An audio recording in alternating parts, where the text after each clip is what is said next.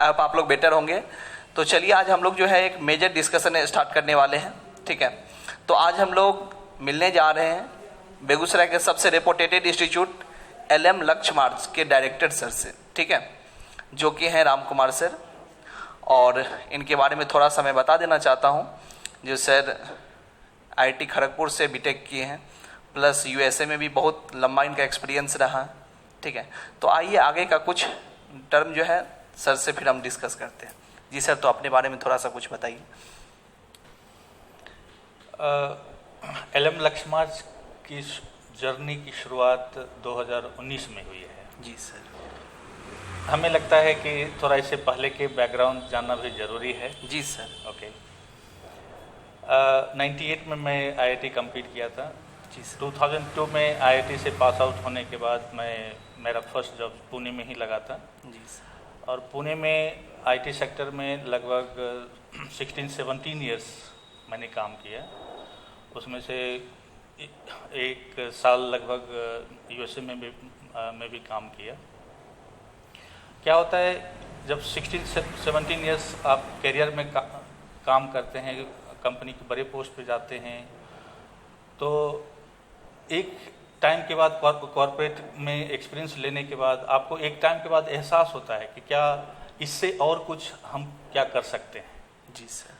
आपको एक फीलिंग आता है कि एक लेवल आने के बाद आपको एक सोसाइटी में कंट्रीब्यूट करने की एक फीलिंग आती है। जी सर। और उसी टाइम में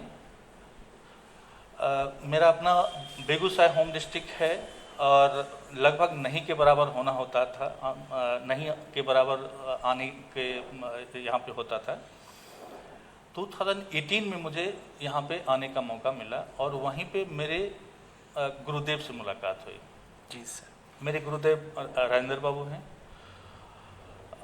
उनसे मुलाकात हुई और उन्होंने एक मुझे बात कही जिसकी वजह से जो मेरा अंदर का जो थॉट प्रोसेस था कि अपनी सोसाइटी को सर्व करना चाहिए किसी न किसी रूप में। जी सर। उनका एक जो वाक्य मैं बोलता हूँ, शायद किसी को भी ये एहसास होगा कि ये बहुत ही इम्पोर्टेंट बात थी। जी सर। उन्होंने मुझे बोला कि अगर बेगूसराय का टैलेंट बाहर में ही रह के सेटल हो जाए और वापस आए ही नहीं तो फिर अपने ज़िला का कैसे विकास होगा। जी सर, ये तो बहुत मेजर टर्म था। हमें लगा कि ये बात बिल्कुल सही है और मेरे अंदर का जो थॉट प्रोसेस चल रहा था कि अपने सोसाइटी को कैसे बेटर सर्व किया जाए। हम पर्सनल लाइफ में बहुत कुछ अर्जित कर लिए हैं, अब इसके अलावे और भी कुछ लोगों के मन में होता है कि इसके अलावे और 7 पुस्त कमाने की ज़रूरत है नहीं। जी सर। ओके।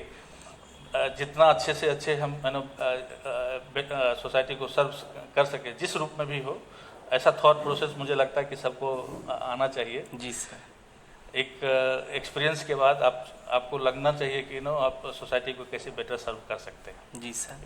और इसी प्रोसेस में ये सर का मंत्र मुझे यहाँ पे खींच लाया कि जैसे मेरी ज़िंदगी में एजुकेशन से ही बड़ा ट्रांसफॉर्मेशन आया। जी सर। ये एजुकेशन की वजह से IIT कंप्लीट होना, फिर IIT से बाहर जॉब करना, USA जाना, एक साधारण से फैमिली से बिलोंग करते हुए और इतनी बड़ी लाइफ में ट्रांसफॉर्मेशन सिर्फ एजुकेशन से ही हुआ। जी सर। तो मुझे लगा कि नहीं, एजुकेशन से ही अपने टाउन से स्टार्ट करना बहुत ही अच्छा रहेगा। जी सर। जैसे मेरे लाइफ में गुरुदेव की वजह से परिवर्तन आया, वैसे ही अगर हम लोग के टीम के एफर्ट से जितने भी यहाँ के बच्चों के लाइफ में परिवर्तन होगा वो खुशी, बहुत खुशी की बात है सर। वो अनपैरेलल खुशी। जी सर। ओके। तो शुरुआत यही रही कि हमें एक 2018 से हमने एक साल टीम बिल्डिंग में लगाया कि कैसे कैसे कौन कौन सा टीम, कौन कौन सा फैकल्टी जो बड़े रेपुटेड जगह पे जो काम कर रहे हैं वो सबको असेंबल करके करते करते धीरे धीरे करके मुझे लगभग 1 साल लगा। जी सर। ओके। और अभी हमने सिटी में भी बहुत सारा चीज़ देखा कि सिटी अब लगभग सेचुरेटेड हो चुका है। अब सिटी में अब बहुत ज़्यादा चीज़ करने को है नहीं। अभी नया नया डेवलपमेंट, नया नया स्टार्टअप जो हो रहा है Tier 2 Tier 3 सिटी में टाइप में हो रहा है। जी सर। ये बेगूसराय हमें लगता है कि टियर 2 भी नहीं कहेंगे, हम टियर 3 सिटी कहेंगे। जी ओके, तो मुझे लगा कि अगर कहीं दूसरे जगह के जाके स्टार्ट करने से बेहतर है कि अपने होम टाउन, अपने वतन वापसी टाइप का हुआ जी कि सर। अपने जहाँ से मेरी ज़िंदगी की शुरुआत हुई वहीं से फिर आके उसको कर्म भूमि बनाते हुए यहाँ से 2019 में LM लक्ष्य मार्च की शुरुआत हुई। उसके बाद से मुझे लगता है कि यहाँ पे शुरुआत में कोई भी स्टार्टअप जब होती है तो थोड़ा गार्जियन को उतना विश्वास नहीं होता है। जी सर, ट्रस्ट थोड़ा दिलाना पड़ता है। जी सर। है ना, चाहे आप कितना भी रेपुटेड जगह से हैं या रेपुटेड पर्सन हैं, अगर कोई चीज़ स्टार्ट कर रहे हैं तो शुरू में लोगों को डाउट होता ही है। जी सर। तो लगभग इसी तरह का जर्नी हम लोग के साथ भी रहे। शुरू में लोगों को डाउट था कि ये आगे कैसे प्रोग्रेस करेगा, क्योंकि यहाँ पे बेगूसराय में उस समय तक कोई रेपुटेड IIT और मेडिकल की कोई कोचिंग भी एस्टेब्लिश नहीं हो पाई थी। जी सर। ऐसी बात नहीं है कि लोगों ने प्रयास नहीं किया था, प्रयास तो अभी भी कर रहे हैं, लेकिन वो प्रयास कोई 6 महीने तो कोई 1 साल, कोई 2 साल जाते जाते बंद हो जाता था। जी सर। तो ये बहुत बड़ा चैलेंज भी था कि यहाँ पे बेगूसराय में एक IIT मेडिकल का जेन्युइन कोचिंग, जहाँ से रियल में रिजल्ट हो। जी सर। जहाँ यहीं से पढ़ के 2 साल में IIT और मेडिकल में रिजल्ट हो और ये कंसिस्टेंटली हो, ऐसा प्लेटफॉर्म बनाना एक बहुत बड़ा चैलेंज था। जी बहुत सर। बड़ा चैलेंज। ओके, तो 2019 में जो हम लोग से जुड़े, जी सर, जो 2021 में पास आउट हुए, जी सर, फर्स्ट बैच से ही यहाँ से 4 बच्चों का IIT एडवांस में रिजल्ट आ गया। ये तो बहुत खुशी की बात है, और बेगूसराय में मतलब एक्स्ट्रा जो है ना ये अचीवमेंट हुआ है कि नहीं, वो एक टर्निंग मोमेंट था। जी सर। ओके, ये जो रिजल्ट है, इस रिजल्ट के लिए हम लोगों ने इतना मेहनत किया, ऐसा मेहनत किया कि बीच में कोरोना पीरियड है। जी सर। ओके, 2019 में हमने स्टार्ट किया और 2020 में 20 में कोरोना पीरियड आ गया।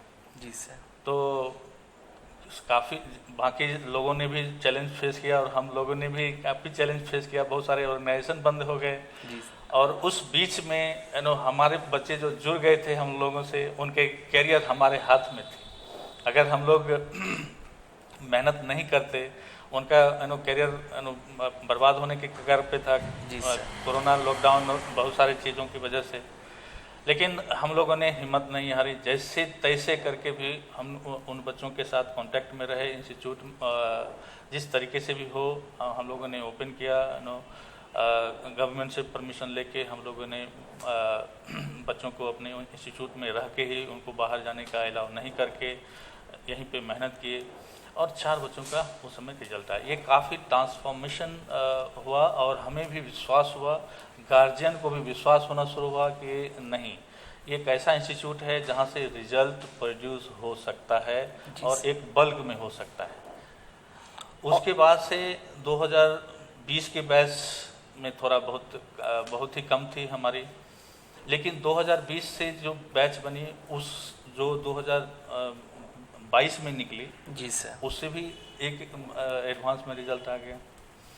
ये भी बड़ा अचीवमेंट फिर से, ये भी बहुत बड़ा अचीवमेंट की। 2020 में बहुत कम बच्चे, क्योंकि सब ऑनलाइन और हर एक जगह चले गए थे, लेकिन जिनको भी जितना कॉन्फिडेंस आया हमारे ऊपर और उस समय ज्वाइन किए और उनसे एक IIT एडवांस में रिजल्ट आ जाना, और उसी टाइम में नीट में भी रिजल्ट आया 633 मार्क्स। ये भी बहुत खुशी की बात है कि नहीं। और सबसे तो सर खुशी की बात ये है जो लॉकडाउन लगने के बावजूद भी बच्चे का सिलेक्शन हुआ। और 2022 में एडवांस रिजल्ट के साथ साथ नीट का भी रिजल्ट हुआ। वो अभी रिचा है जो NMCH पटना में पढ़ाई कर रही है। जी सर। ओके, तो हमारे साथ पहले 2 इयर्स काफ़ी इवेंटफुल रहे। ओके, 2023 में मेरा खुद अपना ही लड़का, मैं अपनी फैमिली के साथ यहाँ पे शिफ्ट किया था पूरे डेडिकेशन के साथ। तो 2023 में मेरा ही लड़का यहाँ से IIT एडवांस निकाला। ओके, वो अभी IIT भिलाई में मैकेट्रॉनिक्स लेके पढ़ाई कर रहा है। तो ये एक ऐसे शुरुआत किया जाए कि हम लोगों ने एफर्ट लगाया तो हमें भी थोड़ा अपना पर्सनल बेनिफिट हुआ। जी सर, और ये भी जो है खुद पे और भी ज़्यादा कॉन्फिडेंस है जो नहीं, और गार्जियन को भी ऐसा फील हुआ कि सर अपने बच्चे को जब यहाँ पढ़ा सकते हैं, क्योंकि पुणे से हम लोग रिटर्न आए जी सर, और अपने बच्चे को यहाँ पे पढ़ा सकते हैं, तो बाकी गार्जियन को भी थोड़ा कॉन्फिडेंस आया। जी सर। ओके, और 2024 की बात अब कर रहे हैं। जी सर। 2024 में अभी एक लड़के का 99 परसेंटाइल आ चुका है। जी सर। और अभी जनवरी सेशन में ये रिजल्ट आया है, अभी अप्रैल सेशन 2 होना बाकी है। हमें उम्मीद है, ऐसे तो 94 परसेंटाइल से एबव ही है बाकी बच्चों का भी, लेकिन हमें लगता है कि इससे भी और इम्प्रूव होगा, और 3-4 बच्चे का अप्रैल सेशन में उम्मीद होने का है। और इस बार अच्छे रिजल्ट IIT में भी होने का है, और नीट में भी उम्मीद है इस बार 2-3 बच्चों का होने का है। अभी हम लोग 5 इयर्स कंप्लीट कर चुके होंगे इस साल। जी सर। और एक स्ट्रॉन्ग प्लेटफॉर्म रेडी हो चुका है। जी सर। फैकल्टी के साथ साथ जो प्रोसेस होते हैं, एक्चुअल में अगर देखा जाए तो जो रिजल्ट के 3-4 आयाम बोला जाता है। जैसे कार के 4 पहिए हैं, पहला जो इनपुट है रिजल्ट होने के लिए वो स्टूडेंट खुद है। जी सर। ओके, दूसरा जो है डेडिकेटेड फैकल्टी जो स्टूडेंट से मेहनत कराए। जी सर। स्टूडेंट से मेहनत कराए। ओके, ये बहुत बड़ी बात बोल रहे हैं। बहुत सारे टीचर क्या होते हैं कि अपने सॉल्व करने में लगे हुए रहते हैं। हाँ, खुद सॉल्व कर देते हैं, लेकिन बच्चा से सॉल्व नहीं करवा पाते। बच्चे से सॉल्व नहीं करवाते हैं। ओके, तो जो बच्चे को इंस्पायर करके कि नहीं इतना क्वेश्चन बनाना है, इतना क्वेश्चन करना है, उसका चेक करना, वेरीफाई करना, ऐसा डेडिकेशन, पैशन वाले टीचर होना चाहिए। सेकेंड आयाम। जी सर। थर्ड आयाम है जो हम लोग वो जो इन्वायरमेंट प्रोवाइड करते हैं, वो इन्वायरमेंट कितना सीरियस है, वहाँ पे कितना डिसिप्लिन फॉलो होता है। जी सर। है ना, ये तीसरा आयाम होता है सक्सेस होने के लिए। चौथा है सबसे इम्पोर्टेंट, वो है प्रोसेस। जी सर। आप कौन सा प्रोसेस फॉलो करते हैं, बच्चे को किस टाइम में बुलाते हैं, किस टाइम में छोड़ते हैं, किस टाइम में आप एग्ज़ाम लेते हैं, ये सारे जो प्रोसेस है। जी सर। ये सब ये 4 आयाम बनाते हैं, और ये सब के ऊपर है फाउंडर का विजन। जी सर। हम लोग अपनी उम्र के उस पड़ाव में हैं कि हमें अपने पर्सनल बेनिफिट के लिए अब बहुत कुछ चाहिए नहीं। जी सर। ओके, अब हमें जो एक ही जीवन का उद्देश्य बचा हुआ है कि जैसे हमारी ज़िंदगी में परिवर्तन हुआ, अब वही एजुकेशन के जरिए बच्चे के जो है ना लाइफ में, वो भी अपने जिला के, बेगूसराय जिला के बच्चों के, अपने बच्चों का जितना भी लाइफ ट्रांसफॉर्मेशन होगा, अब हमें वही एक उद्देश्य बचा हुआ है। जी सर। ओके, और उसी उद्देश्य को पूरा करने के लिए हम लोग लगे हुए हैं। जी सर। तो सर सबसे पहला बात मेरा जो है ना आपके साथ डिस्कशन करने का है, जो सर बेगूसराय स्टार्ट करने के पीछे का जो आपका विजन है कि नहीं, उसके बारे में थोड़ा सा।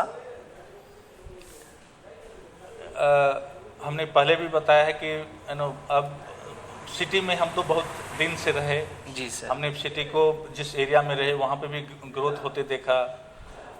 अब हमें यही फील हो रहा था कि एक अपने जिला में, अपने डिस्ट्रिक्ट में जो 1998 में मैं कंप्लीट किया, और 2018 तक, यानी टोटल टाइम पीरियड देखा जाए तो 20 ईयर्स हो जाते हैं। जी सर। और 20 ईयर्स में कोई भी रेप्यूटेड IIT मेडिकल की कोचिंग बेगूसराय में नहीं हो पाई। जी सर। अब ये बहुत बड़ा चैलेंज जो मैं किसी को बोल भी नहीं सकता कि तुम जाके करो, जब मैं खुद करने के काबिल हूँ तो मैं दूसरे को बोल भी नहीं सकता। जी सर। ओके, तो मुझे लगा कि ये जो प्रॉब्लम है, अपने जिला का ये प्रॉब्लम है, अगर हम नहीं सॉल्व करें तो कौन सॉल्व कर सकता है। खुद में ये चैलेंज लिए जो नहीं, इसे हमें सॉल्व करके दिखाना। अब जैसे अपने जिला का प्रॉब्लम है, अब कोई बाहर स्टेट का तो लोग आके सॉल्व तो नहीं करेंगे। जी सर। मान लीजिए ये प्रॉब्लम है तो तमिलनाडु के लोग तो नहीं आके बेगूसराय में आके ये बेगूसराय का प्रॉब्लम है, इसको जाके सॉल्व करते हैं। जब तक यहाँ के लोग नहीं सोचेंगे कि नहीं ये जो हमारा प्रॉब्लम है वो कैसे रिजॉल्व करें, तब तक वो प्रॉब्लम सॉल्व नहीं होने वाला। नहीं। और ये एक बहुत बड़ा चैलेंज 20 साल तक मैं बोल रहा हूँ कि 20 साल तक कोई रेप्यूटेड इंस्टीट्यूट नहीं बन पाया। जी सर। ये बहुत बड़ा चैलेंज है।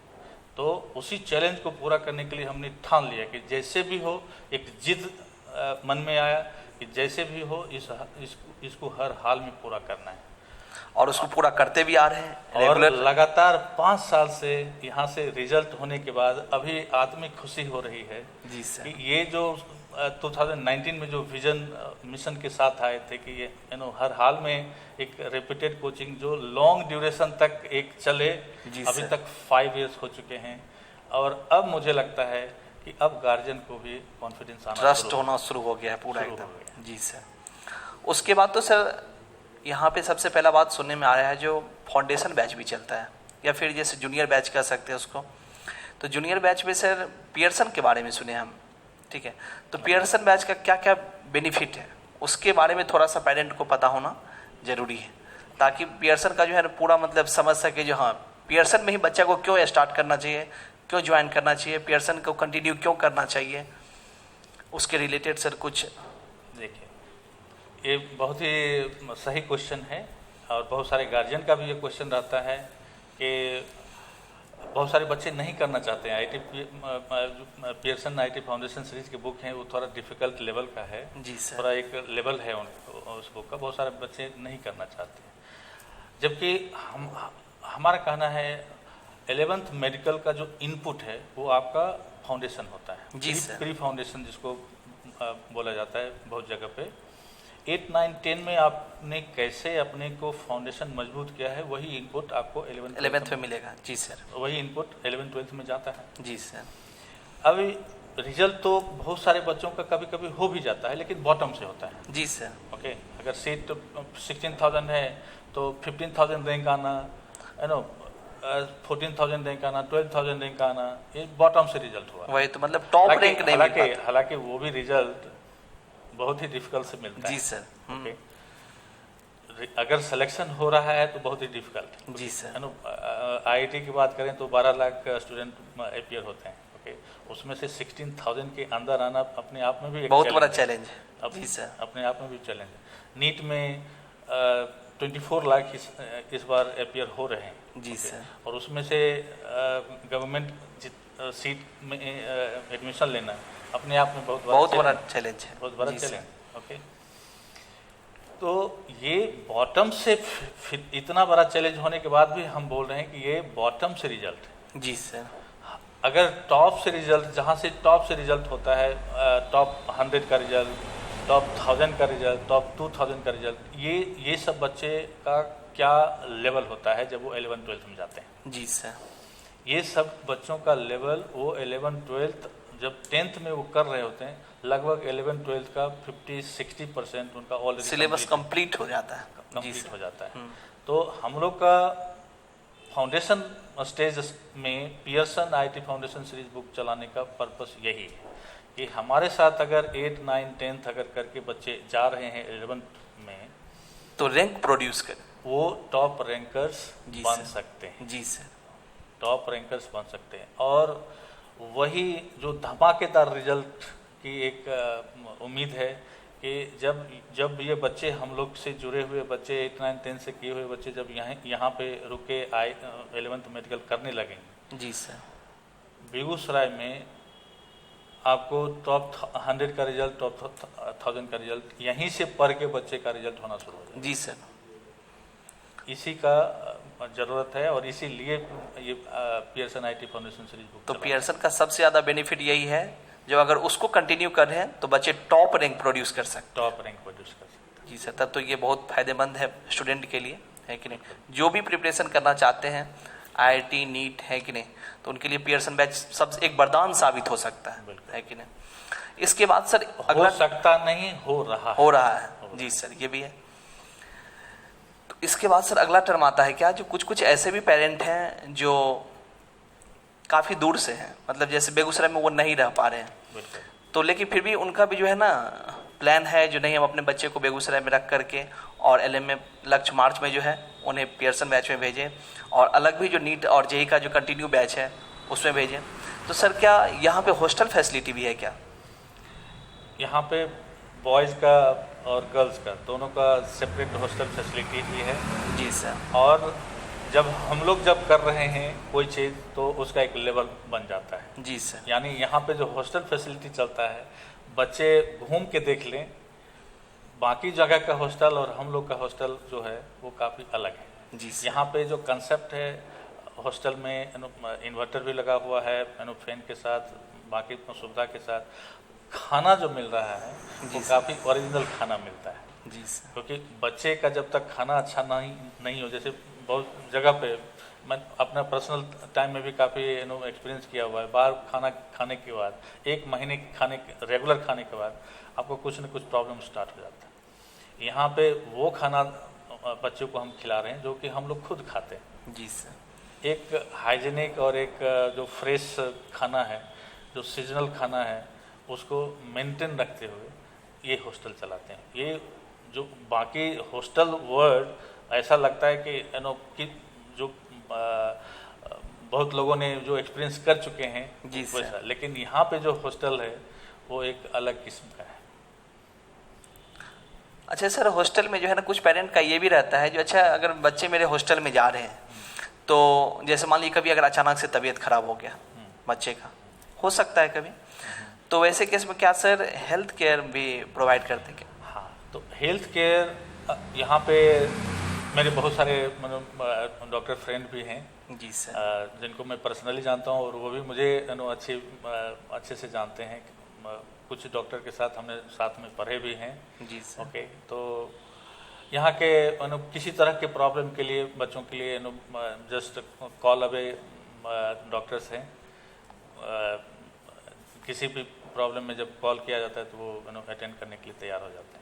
मतलब ये भी पूरा जो है फुलफिल है एकदम अच्छे से, इसमें कोई दिक्कत ही नहीं, कोई दिक्कत है कि नहीं? पेरेंट पूरा कॉन्फिडेंस के साथ बच्चे को भेज सकते हैं। बिल्कुल। और सर सबसे पहला तो यहाँ तो वो होगा जो हॉस्टल में कॉम्पिटिटिव माहौल भी पूरा एकदम मिलेगा।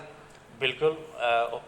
इनफैक्ट और भी चीज़ें हम बता सकते हैं हॉस्टल जी के सर। बारे में। हॉस्टल में मैं खुद रहता हूँ। अच्छा, ये तो बहुत बड़ी बात है। ये डिसिप्लिन मेंटेन रखने के लिए, क्योंकि मैं बताया कि ये हॉस्टल कुछ अलग ही है। जी सर। जो ये हॉस्टल बाकी जगह ऐसा नहीं मिलेगा, जहाँ पे कोचिंग डायरेक्टर खुद हॉस्टल में रह रहे हैं। ओके जी सर। हम लोग जो खाना खाते हैं वही हॉस्टल के बच्चों को मिलता है। तो ये तो बहुत बड़ी बात है। मतलब ये तो समझ में आ गया जो मतलब हॉस्टल में जो है ना LM मतलब लक्ष्य मार्च का जो हॉस्टल है वो अदर हॉस्टल से कैसे डिफरेंट है ना। उसके बाद सर हम अगला टर्म जानना चाहेंगे जो आखिर जो है ना यहाँ जो सर फैकल्टी वर्क कर रहे हैं उनके बारे में थोड़ा सा, क्योंकि जो पेरेंट्स जो जैसे सेंड कर मतलब बच्चे को यहाँ भेजते हैं तो उन्हें भी थोड़ा पता होना चाहिए जो नहीं यहाँ पे जितने भी फैकल्टी है ना सारे एक्सपर्ट फैकल्टी हैं, कहाँ से, मतलब थोड़ा सा उसके बारे में सर आप बताइए। देखिए, मैं यहाँ के गार्जियन को और जो भी स्टूडेंट है और जो भी वेल विशर है, मैं एक ही बात कहना चाहता हूँ, ये ऐसा कोचिंग है जहाँ पे हर एक साल रिजल्ट हो रहा है। जी सर। रिजल्ट होने के पीछे जो मैंने रीज़न बताया था कि एक फैकल्टी। जी सर। ओके, अगर अच्छे फैकल्टी नहीं होंगे तो रिजल्ट पॉसिबल ही नहीं है। जी सर। पढ़ाने वाले बहुत सारे टीचर हैं लेकिन सिलेक्शन वाले सिलेक्शन नहीं करा पाते। जी सर। ओके, उस सिलेक्शन के लिए एक अलग क्वालिटी चाहिए, एक अलग जुनून चाहिए। जी सर। वो सारे टीचर में नहीं है। जी सर। अब जब यहाँ से ऑलरेडी कंसिस्टेंट रिजल्ट हो रहा है, ओके, तो वो वैसे फैकल्टी जरूर होंगे। जी सर। राइट। लेकिन फिर भी लोग इंटरेस्टेड होते हैं, कहाँ से हैं, कैसे, क्या क्या नाम है। जी सर। है ना। हम लोग कभी कभी प्रोवाइड भी करते हैं, लेकिन जनरली उनको ये विश्वास दिलाना चाहते हैं कि जब यहाँ से रिजल्ट हो रहा है तो अच्छे फैकल्टी ही होंगे। जी सर। ओके, जैसा कि अभी मैंने कुछ एग्जांपल हम दे रहे हैं कि हमारे यहाँ जो फिजिक्स की फैकल्टी, जी सर, सीनियर फिजिक्स फैकल्टी है, जी सर, RS सर, वो आकाश अहमदाबाद के ऑलरेडी फिजिक्स के HOD थे। जी सर, तब तो ये बहुत बड़ी बात है।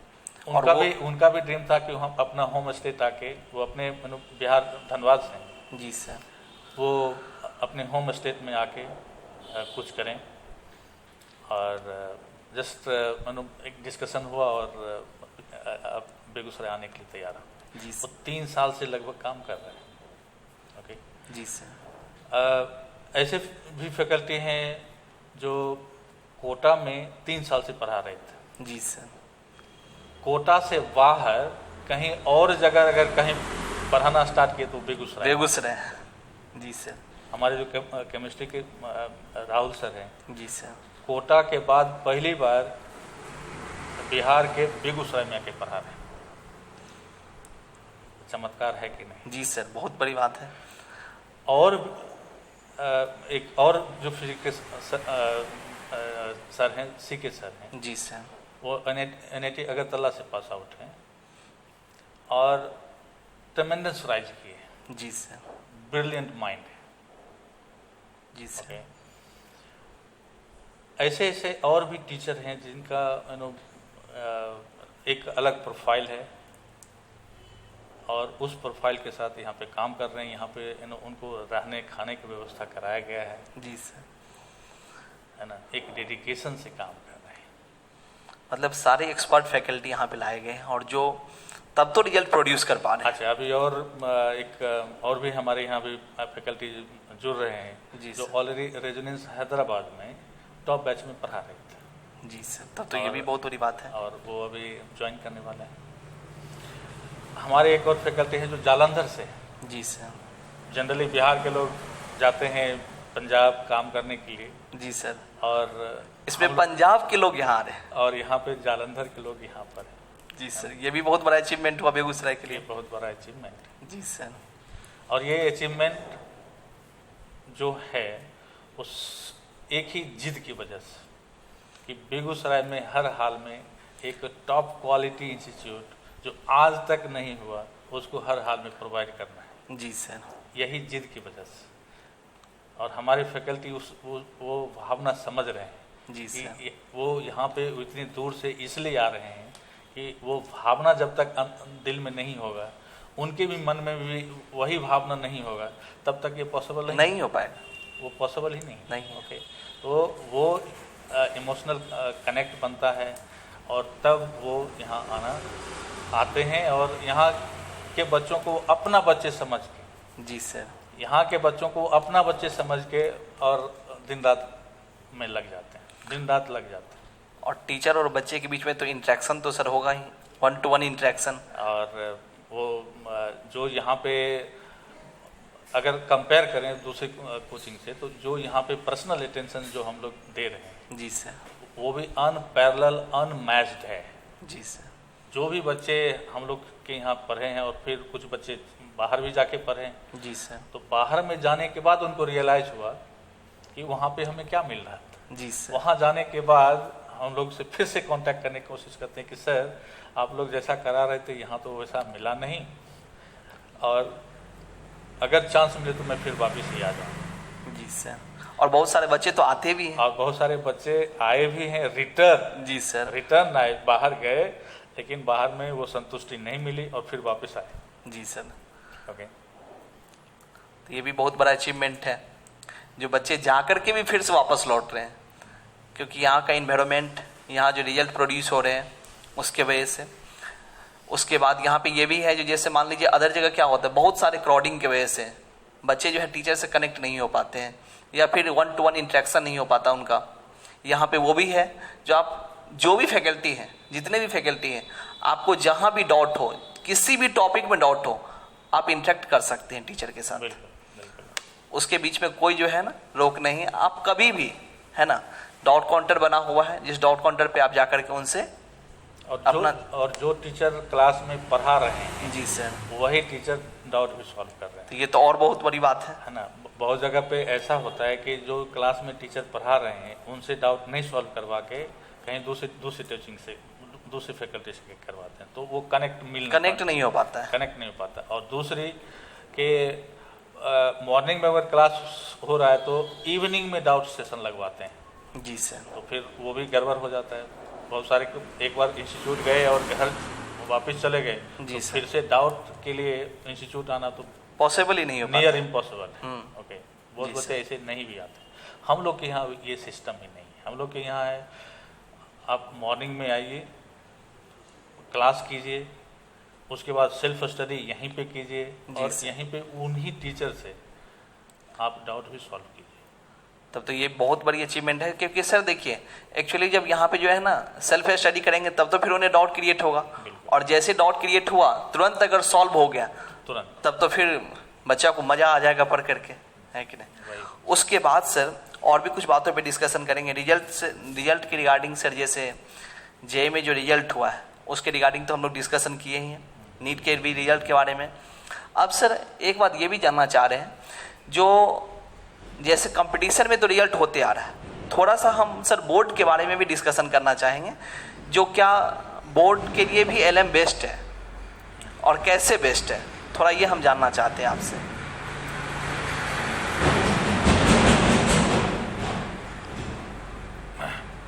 देखिए,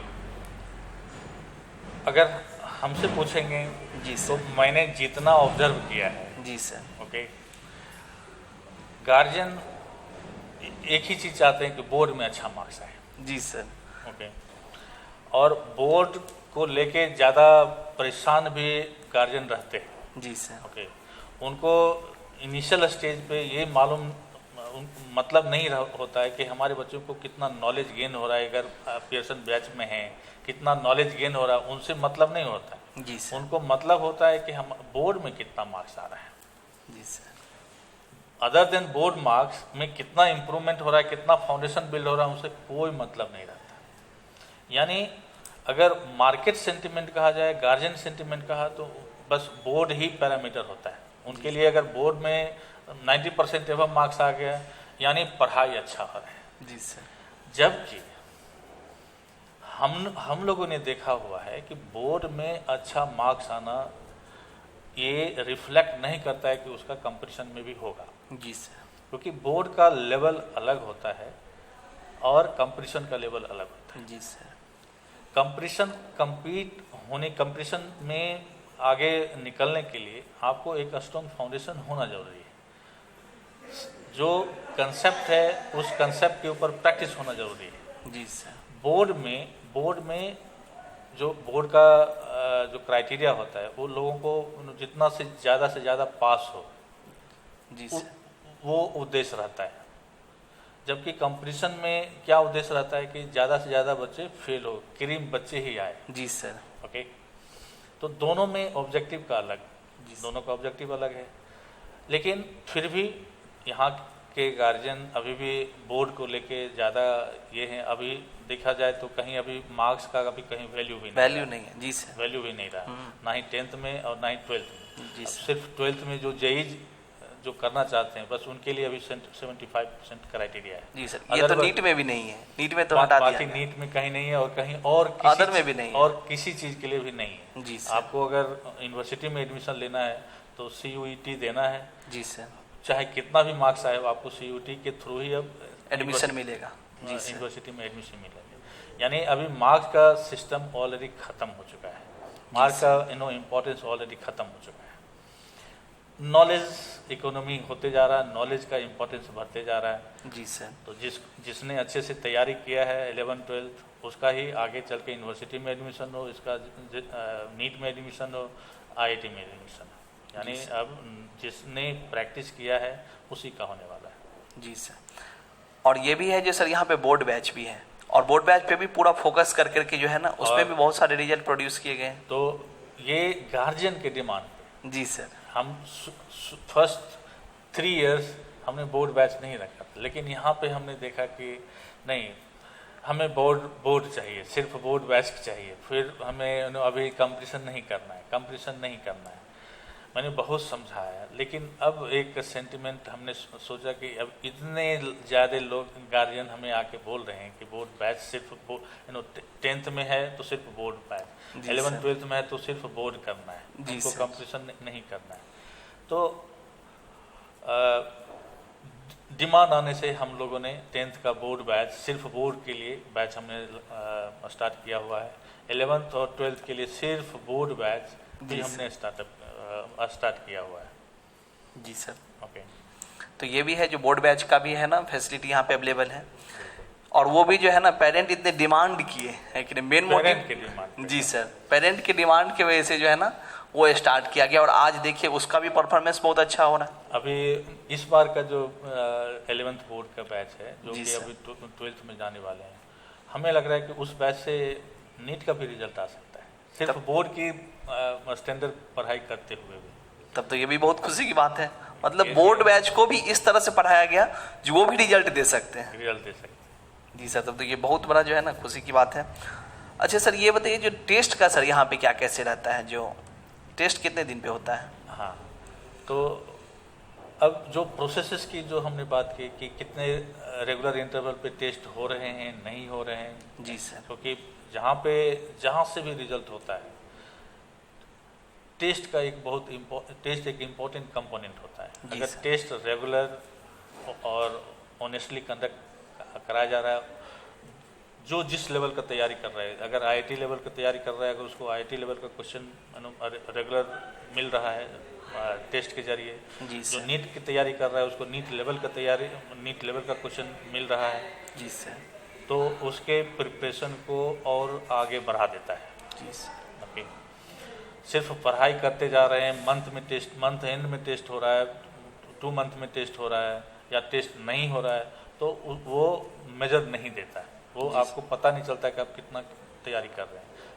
इसी चीज़ को ध्यान रखते हुए हम लोगों ने फाउंडेशन में भी और सीनियर में भी हमने वीकली टेस्ट से स्टार्ट किया था, हर एक वीक टेस्ट होता था। तब तो फिर इस साल से बहुत गार्जियन का भी डिमांड है और गवर्नमेंट गाइडलाइन भी था कि आप वीकली टेस्ट मत लीजिए, बच्चों पे ज़्यादा प्रेशर आ जाएगा। जी सर। है ना। गार्जियन भी कभी कभी वीकली प्रेशर में रहते थे कि इस बार रैंक कैसा रहेगा, तो हम लोगों ने उसको बाई वीकली फोर्टनाइटली किया हुआ है। जी सर। अब एवरी 15 डेज में टेस्ट होता है सीनियर में, लेकिन फाउंडेशन में क्योंकि हमें उसका फाउंडेशन बिल्ड करना है हर हाल में, जी सर। अभी भी हमने वीकली टेस्ट उसमें मेंटेन रखा है। जी सर। और थोड़ा बहुत चेंज हुआ है, जो रिजल्ट पब्लिश होगा वो फोर्टनाइटली रिजल्ट पब्लिश होता है। जी सर।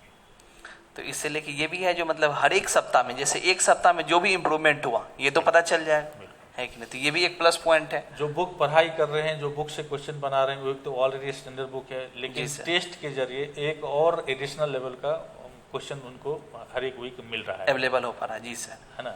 वो क्वेश्चन प्रैक्टिस करने के लिए उनको एडिशनल मिल रहा है। जी सर। उसके बाद सर अगला डिस्कशन हम लोग को ये करना है जो क्या सर, थोड़ा सा सर इसको बीच में रोका जाए, है कि नहीं? राहुल सर थोड़ा सा रोक के बीच में, फिर हम लोग कंटिन्यू कर लेंगे।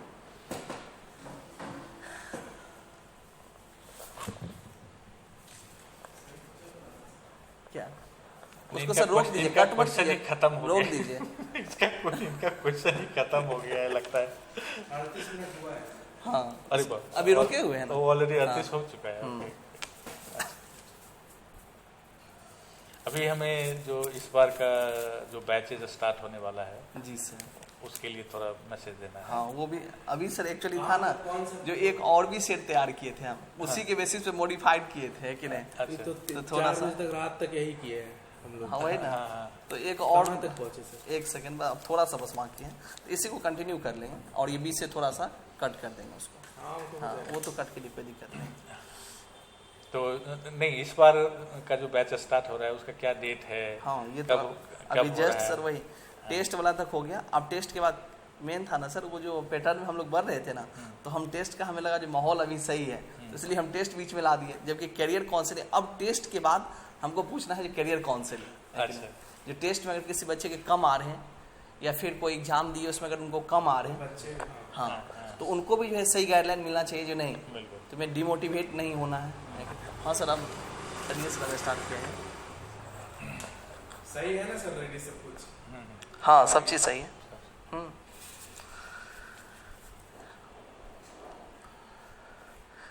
तो सर टेस्ट के रिगार्डिंग तो हम लोग का डिस्कशन हो गया। अब इसके बाद हमें सर एक मेजर ये भी डिस्कशन करना है, जो जैसे टेस्ट हुआ, टेस्ट होने के बावजूद भी कभी कभी होता है कि जो बच्चे का अगर रैंक कम आ रहा है तो वो थोड़ा डिमोटिवेट हो जाते हैं, जो नहीं मेरा क्या होगा आगे चल के, मैं क्या कर पाऊंगा, है कि नहीं, हमसे नीट होगा कि नहीं होगा, जी होगा कि नहीं होगा।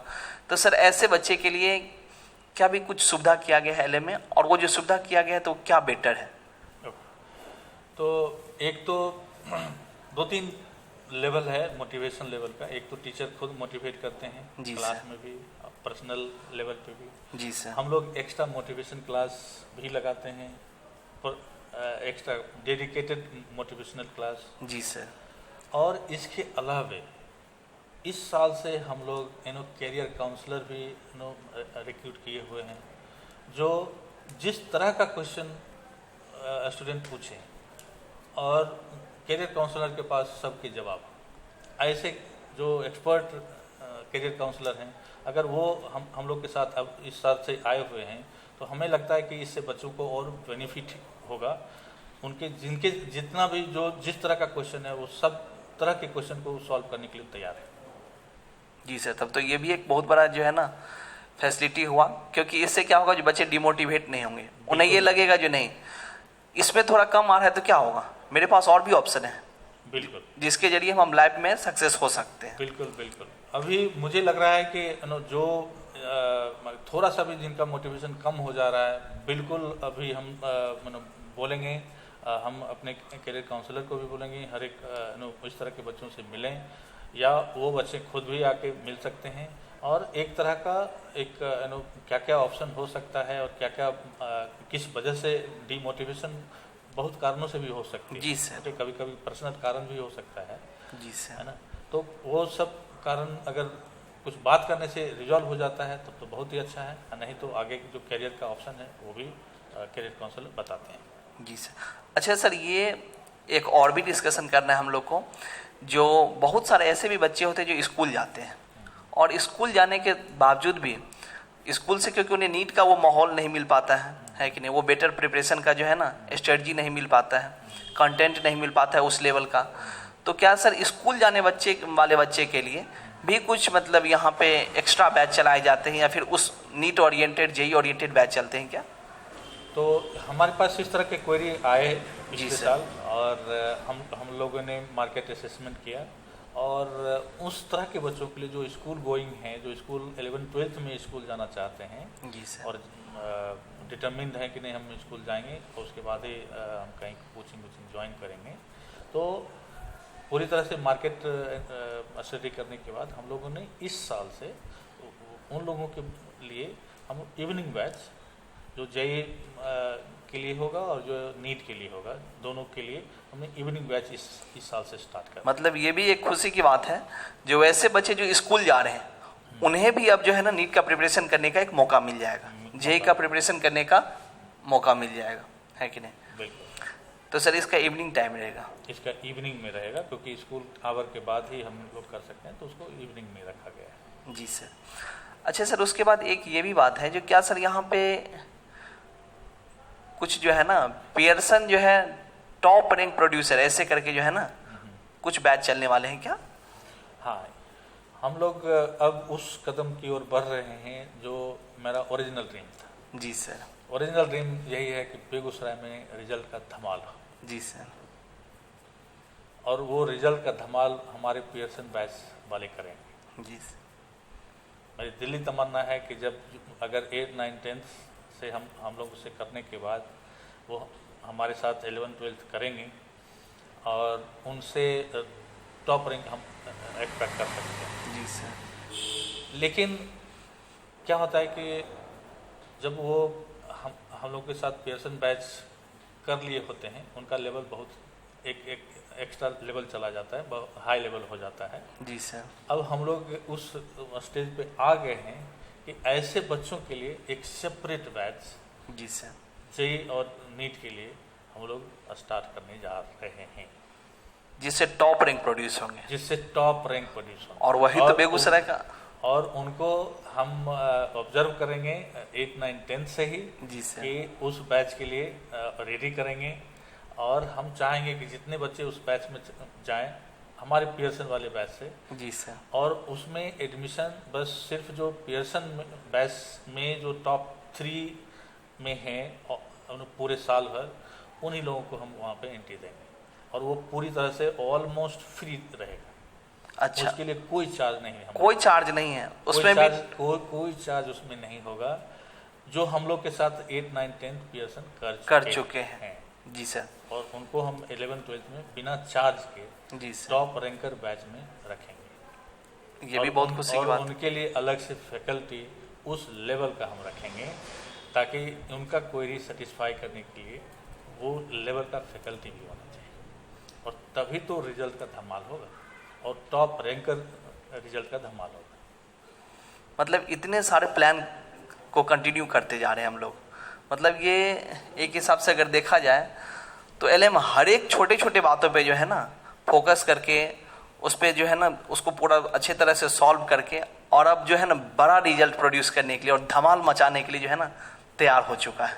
बिल्कुल। तो जब हम आए थे, जी सर, तो कोचिंग का और जगह जगह पे जो कोचिंग चल रहा है वो सबका स्टडी करके आए थे। तो जहाँ जहाँ जो बेस्ट है, जो प्रॉब्लम मिला, तो जो बेस्ट है उसको अपनाया, और जो प्रॉब्लम था उसको ठीक करके हम लोग कैसे आगे बढ़ सकते हैं उसको ठीक करके पूरे सिस्टम को बनाया कि बाकी जैसे कोचिंग में चल रहा है वैसे अगर करेंगे तब तो फिर तो कोई फायदा है, डिफरेंस ही नहीं हो पाएगा। वैसे डिफरेंस ही नहीं हो पाएगा। तो हम लोगों ने जो बेस्ट है वो उसको एज इट इज अपनाया। जी सर। और जो जहाँ जहाँ जो प्रॉब्लम है, जैसे डाउट सेशन का है, जी सर, मॉर्निंग में पढ़ा रहे हैं और इवनिंग में बुला रहे हैं, ये तो बच्चे आ ही नहीं पाएंगे तो क्या डाउट सॉल्व होगा उनका। और जनरली हमने सुना भी है जी सर, कि बच्चे नहीं आए डाउट सेशन में, यही उनका एम भी रहता है, कम से कम बच्चे आए।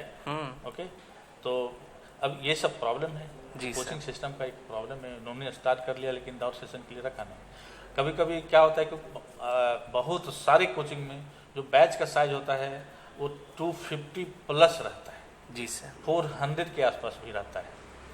अब उस बैच में पर्सनल अटेंशन मिलना मुश्किल है, बहुत मुश्किल है सर। डाउट सेशन के तो दूर की बात है।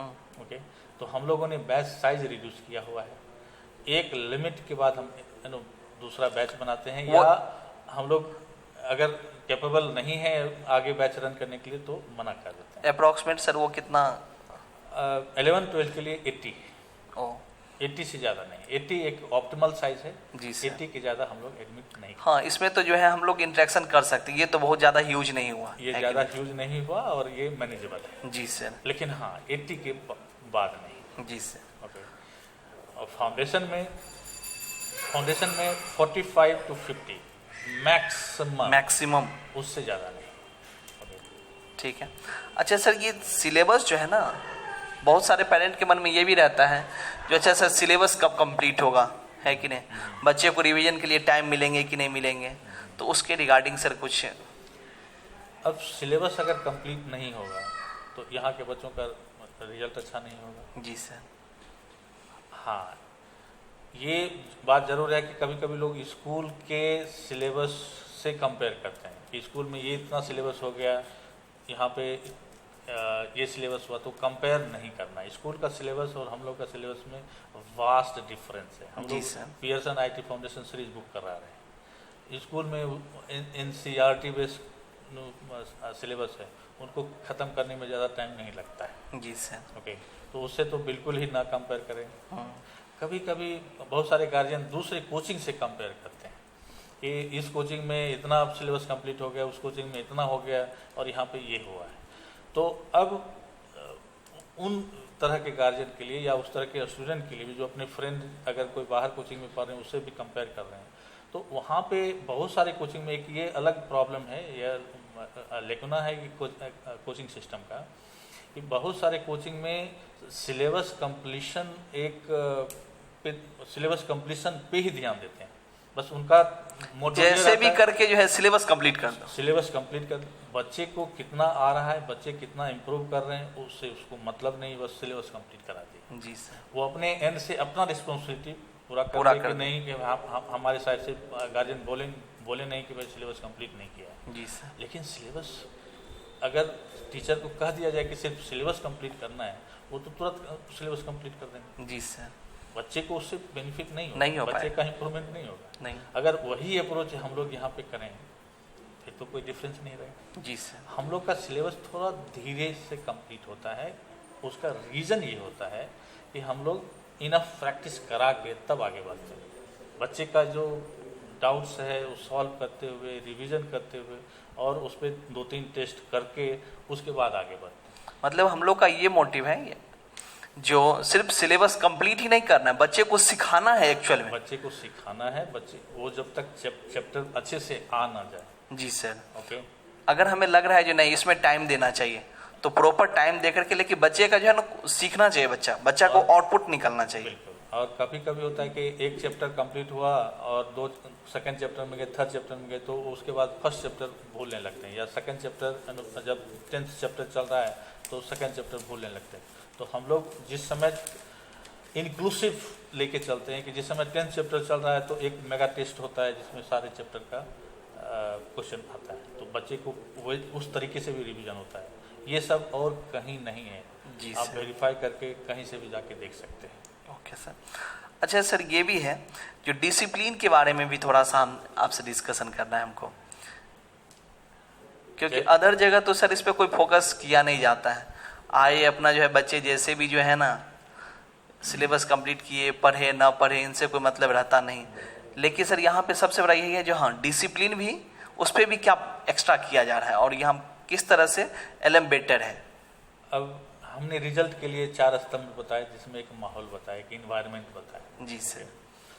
जिसमें डिसिप्लिन इज एन इम्पोर्टेंट जी कंपोनेंट। सर। ओके, अगर डिसिप्लिन मेंटेन नहीं रहेगा तो वो माहौल ही नहीं क्रिएट होगा, एक सीरियसनेस नहीं आ पाएगा। जी सर।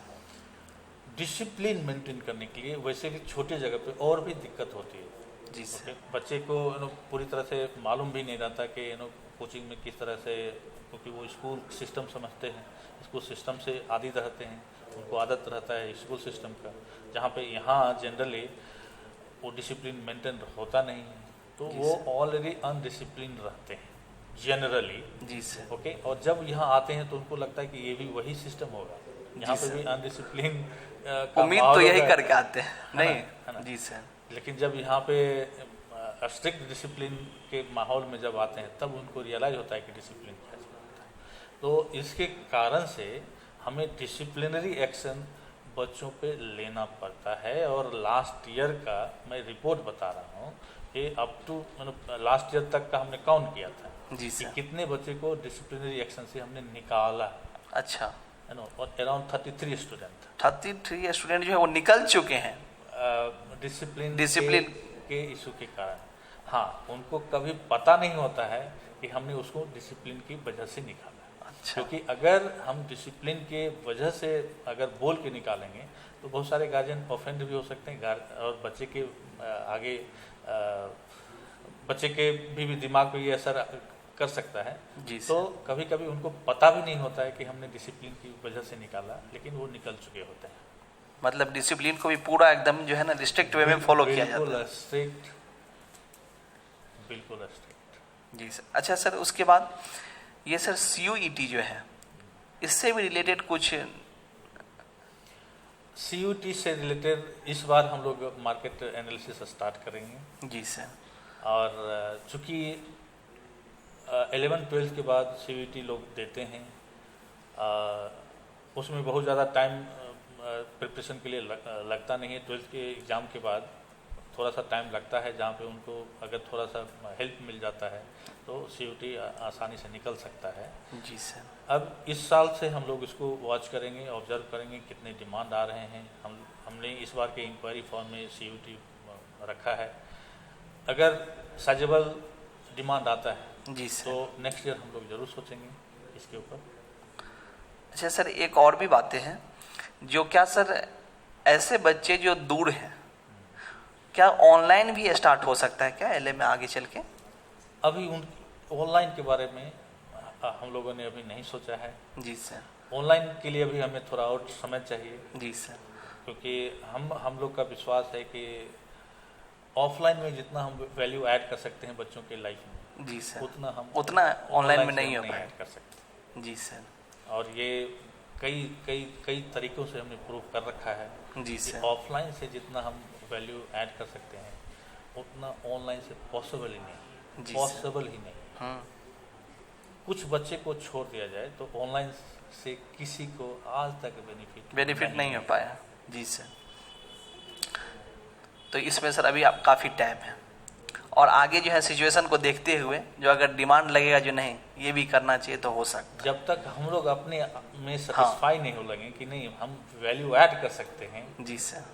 वो वैल्यू ऐड करने का और भी अभी टेक्नोलॉजी एडवांसमेंट हो रहा है। जी सर। जब उस लेवल का टेक्नोलॉजी एडवांसमेंट आ जाएगा तो डेफिनेटली एक ऑप्शन है, क्योंकि हमें बच्चों की रीच तक पहुंचना है। जी सर। जिससे ज़्यादा से ज़्यादा लोग बच्चे पहुंच पाएंगे और उससे एक ह्यूज रिजल्ट प्रोड्यूस हो पाएगा। बेनिफिट ज़्यादा से ज़्यादा बच्चे बेनिफिट उठा सकें। जी तो सर। जो रिमोट बच्चे हैं जो किसी कारण से नहीं आ सकते हैं, तो उनके लिए अगर ये टेक्नोलॉजी एडवांस हो जाता है और हमें विश्वास हो जाता है कि हम वैल्यू ऐड कर सकते हैं, तो हम उस प्लेटफॉर्म के बारे में उस समय सोचेंगे। जी सर। तो ये काफ़ी लंबा डिस्कशन चला हम लोग का, है कि नहीं, और इसमें आई होप आप लोग के जितने भी मतलब डाउट